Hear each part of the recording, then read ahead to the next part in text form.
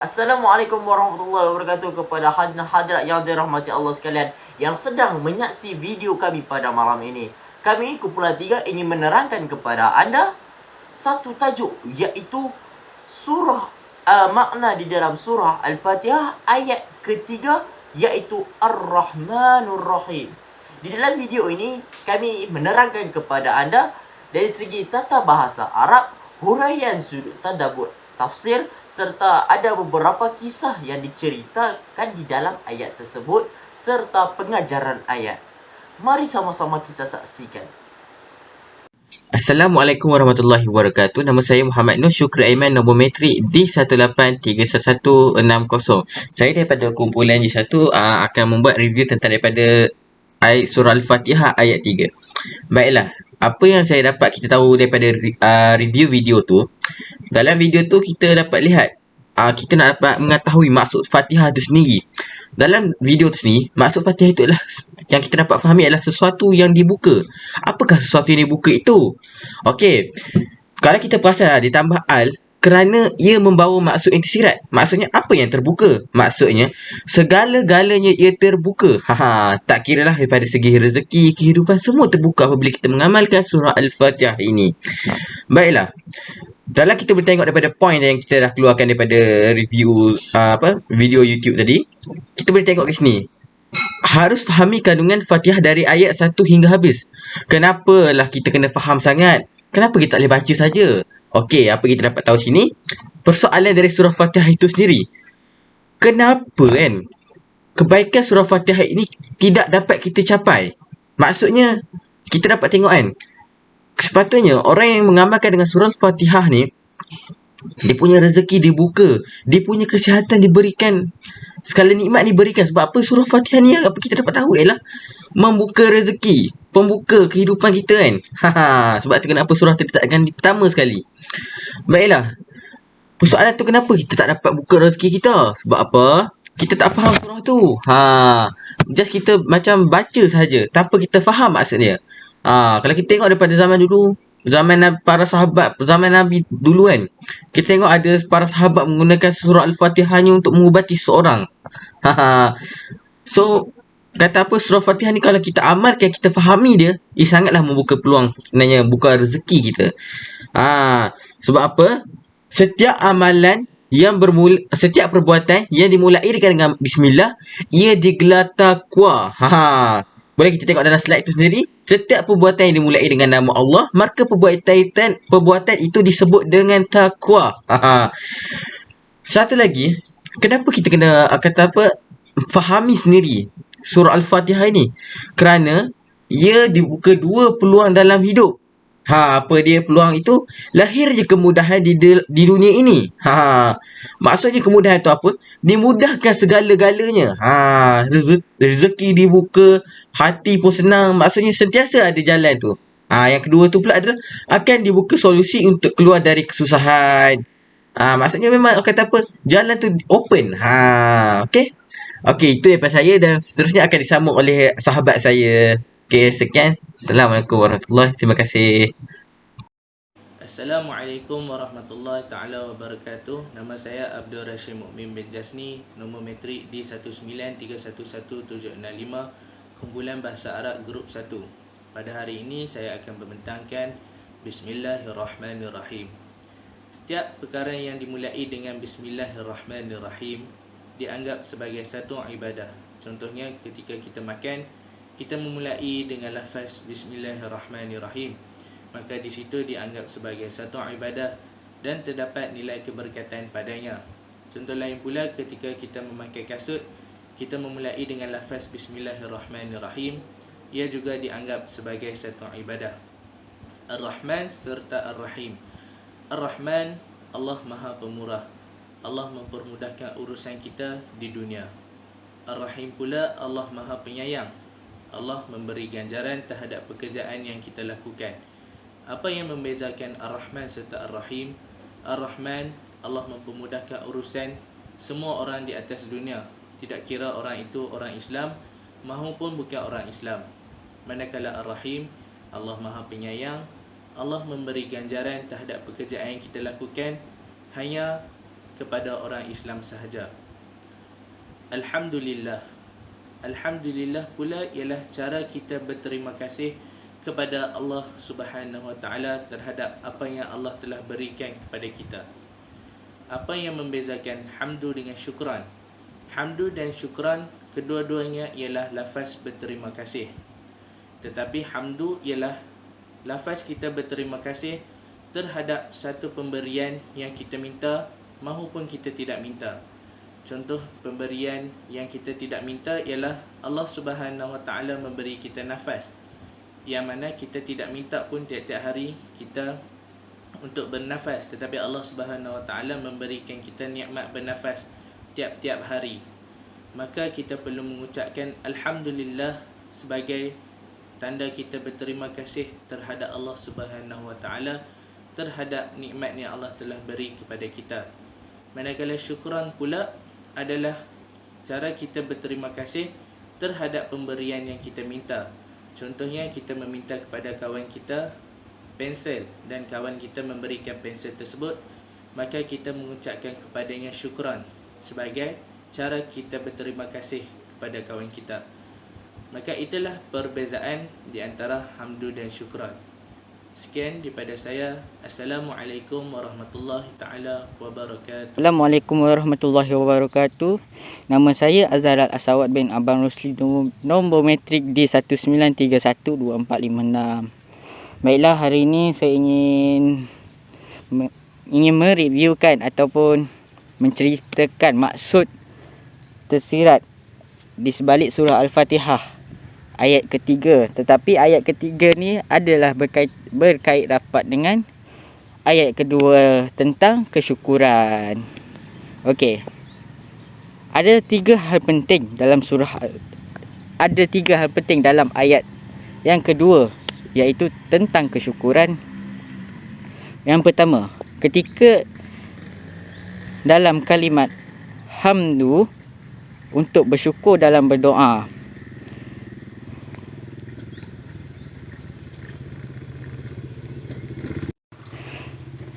ketika ingin mengucap alhamdulillah bukan cuma di lisan, tetapi ketika kita hendak berdoa, hendaklah kita berdoa dari hati yang ikhlas dengan rasa bersyukur,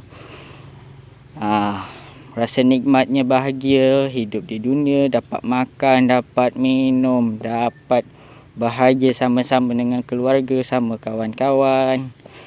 Itu pun dah kira nikmat semua. Itu pun dah kira bersyukurlah. Tetapi kalau ingin berdoa pun jangan kira berdoa lah dari hati yang betul-betul ikhlas. Yang kedua, hayatilah ketika ingin melafaz alhamdulillah dengan sentiasa bersyukur dengan apa yang ada pada diri kita dengan lafaz alhamdulillah.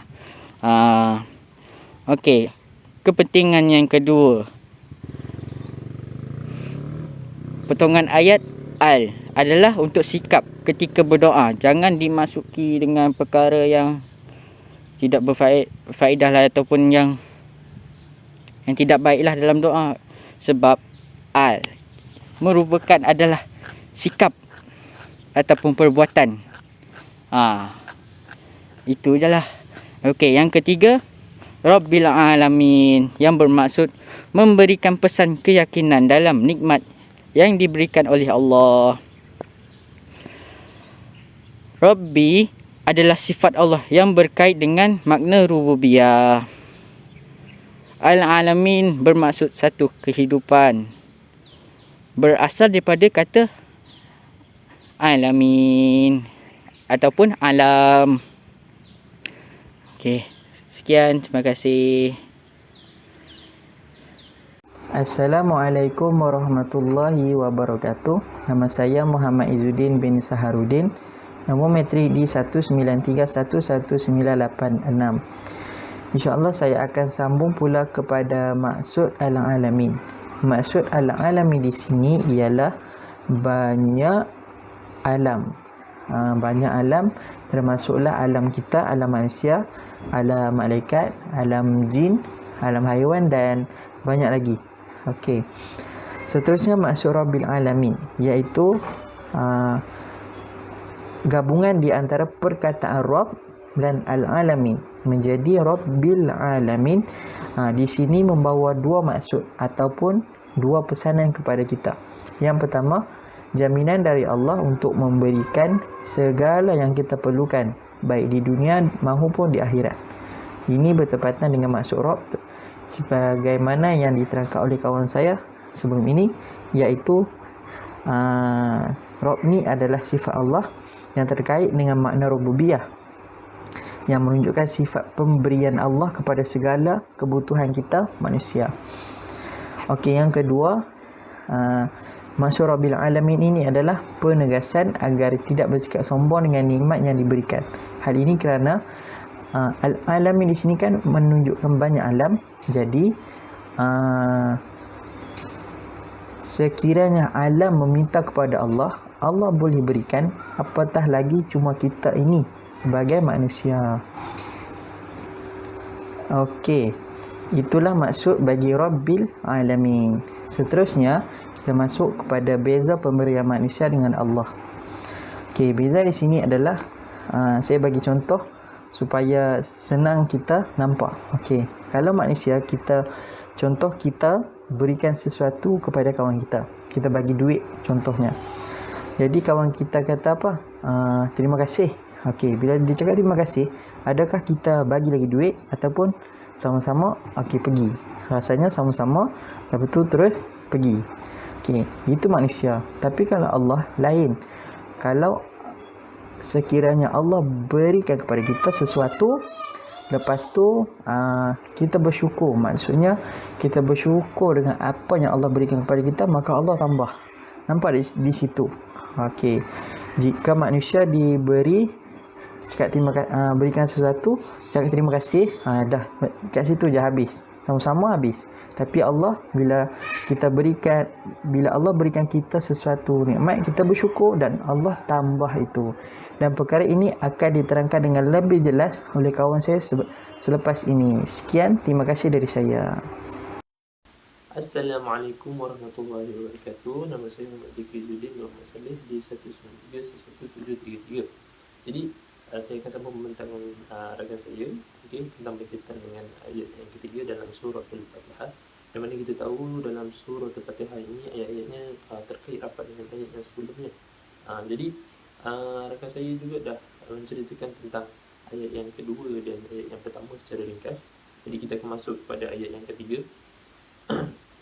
Sebelum saya nak masuk ayat yang ketiga ini, sebelum saya nak masuk, saya ambil satu potongan ayat dalam surah Ibrahim ayat yang ketujuh. Okey, a'udzubillahi minasyaitonirrajim. La in syakartum la azidannakum ila akhiril ayat. Sadaqallahu azim. Apa maksudnya? La in syakartum la azidannakum. Jika kamu bersyukur, maka aku akan tambah. Pasti aku akan tambah. Jadi bila kita nak bahas, kita keluarkan satu perkataan. La in syakartum lam di sini menunjukkan bahawa lam taukid. Lam taukid adalah satu huruf kepastian, huruf yang pasti. Lam taukid. In yang bermaksud in kat situ menunjukkan bahawa huruf syarat. Huruf syarat maksudnya contohnya kalau kamu nak sesuatu, kamu kena syaratnya kamu kena buat begini. Kamu nak gaji, syaratnya kamu kena bekerja. Begitu. Okey. Syakartum di sini adalah dhamir baris muttasil fi fi'il ta'ul lamanya adalah ta'ul fa'il antum. Jadi apa maksudnya? Dia adalah maksudnya pelaku itu ada dalam perbuatan. Maksudnya pelaku itu digabungkan dengan perbuatan dalam satu perkataan. Jadi la in syakartum yang bermaksud jika kamu bersyukur.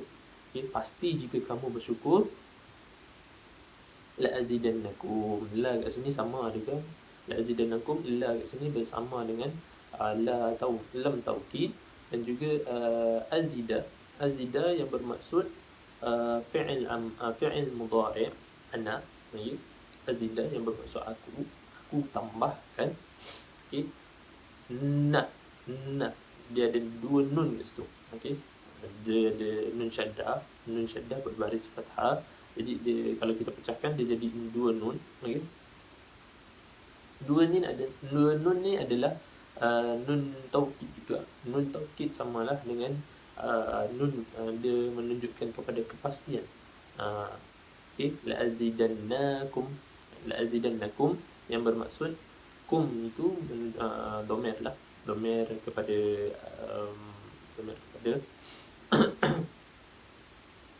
dhamir kepada antum. Okey.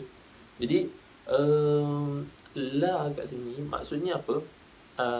Dalam konteks ayat ni, dalam dua perkataan ini menunjukkan bahawa Allah pasti tambah jika kamu bersyukur.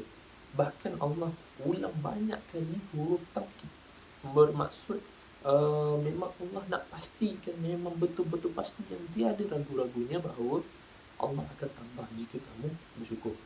Jadi kita kembali balik kepada dalam surah Al-Fatihah ayat yang ketiga, iaitu Ar-Rahmanir-Rahim, yang mana sebelum dia ayat yang pertama Bismillahirrahmanirrahim.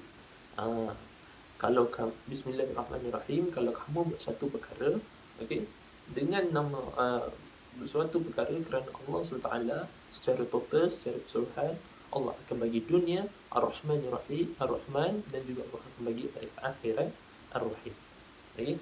Jadi Allah bukan ulang pada Ar-Rahmanir-Rahim itu pada ayat yang ketiga, tidak, tetapi Allah nak mengatakan bahawa Allah ini akan gandakan, Allah akan tambah jika kamu bersyukur. Kita ambil balik daripada ayat yang kedua, Alhamdulillahirabbil alamin.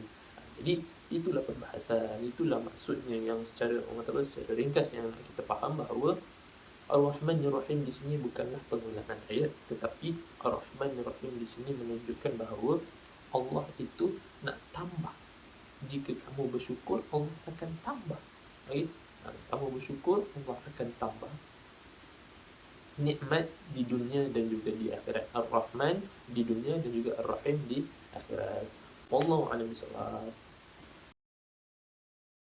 Assalamualaikum warahmatullahi wabarakatuh. Saya Muhammad Nur Fikri bin Najamuddin, nombor matrik D19312434, akan meneruskan lagi review video mengenai surah Al-Fatihah ayat yang ketiga, iaitu Ar-Rahman Ar-Rahim.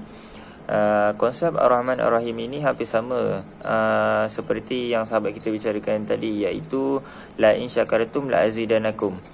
Cuma Ar-Rahman Ar-Rahim ini lebih lagi.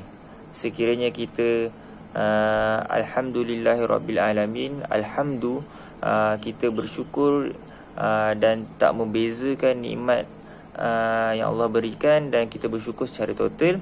Jadi Allah akan tambahkan lagi nikmat itu lebih lagi daripada seperti la in syakartum la azidanakum tadi. Jadi untuk kita dapatkan Ar-Rahman Ar-Rahim itu mempunyai 3 langkah, iaitu yang pertama cara mengungkapkan syukur, yang kedua cara bersyukur, yang ketiga sekiranya cara mengungkapkan syukur dan juga cara bersyukur itu betul, maka pasti Allah akan tambahkan nikmat tu lagi. Jadi saya akan menerangkan lagi tentang cara bersyukur. Cara bersyukur, syukur nikmat ini kita menggunakan segala nikmat yang telah diberikan Allah SWT ni sesuai dengan fungsi yang telah ditetapkan dan diredai Allah SWT. Jadi ada 3. Menggunakan segala nikmat yang diberikan, 1, sesuai dengan fungsi yang telah ditetapkan, 2, dan diredai Allah, 3. Jadi cara bersyukur ni ada 3 tu. Okey, kita ambil contoh mata. Fungsi mata adalah melihat. Jadi sekiranya kita benar-benar bersyukur, Alhamdulillahirabbil alamin, kita bersyukur secara total dan tak membeza-bezakan nikmat, maka dia tidak berhenti sekadar melihat. Sebab macam penzina pun melihat, dia orang guna mata tapi dia orang melihat benda-benda yang tak elok. Pencuri juga melihat, okey, ni kita aim, kita boleh curi. Jadi diorang gunakan penglihatan itu ke arah yang salah. Jadi sekiranya kita alhamdulillahirabbil alamin, maka ia tidak terhenti sekadar melihat. Kita akan menggunakan mata untuk melihat perkara-perkara yang disukai Allah, perkara-perkara yang diredai Allah Subhanahu Wa Taala. Jadi kalau Allah nak tarik balik nikmat tu, contoh Allah nak tarik balik nikmat mata tu, boleh ke tak? Sudah tentu boleh, sebab Allah dah pernah cakap dalam juzuk 2 ada inna lillahi wa inna ilaihi raji'un. Sesungguhnya kami milik Allah dan kepadanya lah kami akan kembali. Okey, sebenarnya kat inna ni adalah dua perkataan. Perkataan in, taukid, penguat, dan perkataan na, kami. Dhamir na, kami. Jadi kita bersungguh-sungguh sungguh-sungguh mengatakan kita ini, kami ini milik Allah. Jadi maksud dia memang sesungguhnya kami, kita memang penguat kan. In tu kan taukid. Kita memang yakin, dengan tegasnya kita meyakinkan diri kita, mengatakan bahawasanya diri kita dari hujung rambut hinggalah hujung kaki, segalanya milik Allah. Dari dia kita datang, dari dia jugalah kita akan kembali. Jadi kebanyakan orang sekarang, sekiranya Allah tarik nikmat itu, kita yang marah. Sedangkan itu Allah yang bagi, Allah yang empunya, kita hanya meminjam. Tapi kenapa pada hari ini ramai yang marah? Jadi sekiranya kita menginginkan Ar-Rahman Ar-Rahim itu, Allah menambahkan lagi nikmat yang Allah telah bagi itu, kita kena bersyukur dengan cara yang betul lah. Kita kena mengungkapkan syukur cara yang betul. Kita kena bersyukur dengan cara yang betul, iaitu kita tak membeza-bezakan nikmat tu. Kita bersyukur secara total atas nikmat tu. Kita gunakan nikmat tu kepada jalan yang betul dan diredai Allah Subhanahu Wa Taala. Barulah Allah akan menambahkan lagi, melipat gandakan lagi nikmat yang diberikan. Assalamualaikum warahmatullahi wabarakatuh kepada hadirin hadirat yang dirahmati Allah sekalian. Saya Abdul Muiz bin Abdul Rahim, nombor metrik D19311790. Pada hari ini saya ingin menyimpulkan segala perbahasan, perbincangan yang kawan-kawan saya bentangkan sebentar tadi. Kesimpulannya, Ar-Rahman itu adalah maksudnya pemurah dunia. Pemurah dunia. Maksudnya Ar-Rahman ini bersifat Allah Ta'ala pemurah dan adil. Allah Ta'ala memberi semuanya. Siapa yang berusaha, ia akan dapat. Jika seorang itu melakukan kebaikan, ia ini orang kafir, maka Allah Ta'ala akan beri ganjaran kepadanya. Begitu juga dengan orang Muslim. Jika ia melakukan kebaikan, maka Allah Ta'ala akan berikan ganjaran kepadanya. Seterusnya, Ar-Rahim. Ar-Rahim ini pengasih. Pengasih akhirat. Okey, kita balik kepada contoh tadi. Okey. Ar-Rahman, Ar-Rahim, seorang kafir melakukan kebajikan dan dibalas kebaikan tersebut di dunia. Itu poin dia. Dibalas kebaikannya di dunia. Manakala seorang Muslim itu, sekiranya ia melakukan kebaikan, maka Allah Ta'ala boleh balas dia di dunia dan juga di akhirat. Itu sifat Allah pengasih. Dia boleh balas di dunia dan juga di akhirat. Bahkan di dunia pun dapat, di akhirat pun dapat. Itu sifat Allah Ar-Rahim. Akan tetapi sifat Ar-Rahim ini hanya khusus kepada orang-orang Islam dan juga yang tidak mensyirikkan kepada Allah Subhanahu Wa Taala.